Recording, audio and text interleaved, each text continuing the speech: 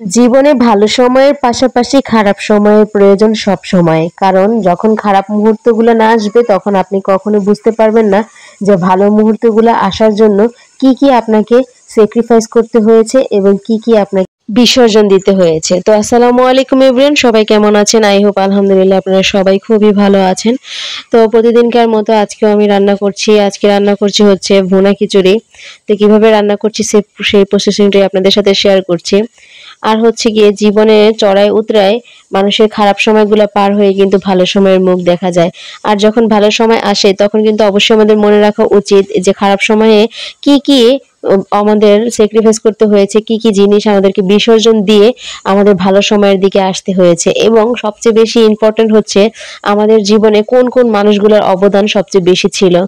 যখন দেখবেন আপনি সংসার জীবনে ছোট থেকে শুরু করবেন এবং তখন কিন্তু আপনার অনেক কষ্ট হবে এবং সেই সংসার জীবনটা চড়াই উতরায় পার করে নিয়ে একটি ভালো পরিস্থিতিতে আনার জন্য আপনাকে যত না হাড়ভাঙা পরিশ্রম করতে হবে তার থেকে বেশি আপনার শান্তি ফিল হবে যখন আপনি দেখবেন আপনার সংসারটা পরিপূর্ণভাবে দাঁড়িয়ে গেছে, আপনি সচ্ছল হয়ে গেছেন। একটি অসচ্ছল জীবনে আপনাকে মনে করিয়ে দিবে আপনার জীবনের মূল্য কতটুকু।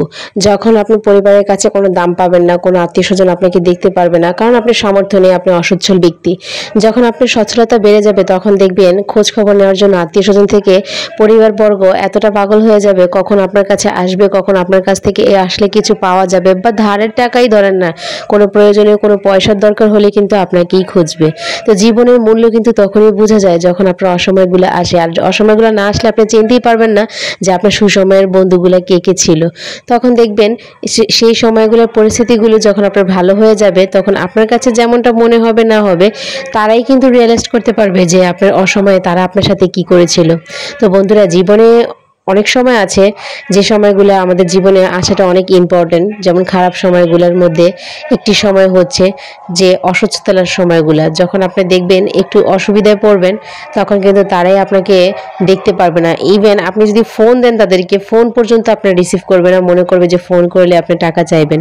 ঠিক বাস্তব জীবনে এরকম অনেক পরিবার আছে যারা ছোট থেকে বড় হওয়ার স্বপ্ন দেখে কিন্তু সামর্থ্যের কারণে বড় হতে পারে না, কিন্তু তারাই কিন্তু জীবনে হাড়ভাঙা পরিশ্রম করে সেই সফলতার স্বপ্নগুলো দেখে থাকে।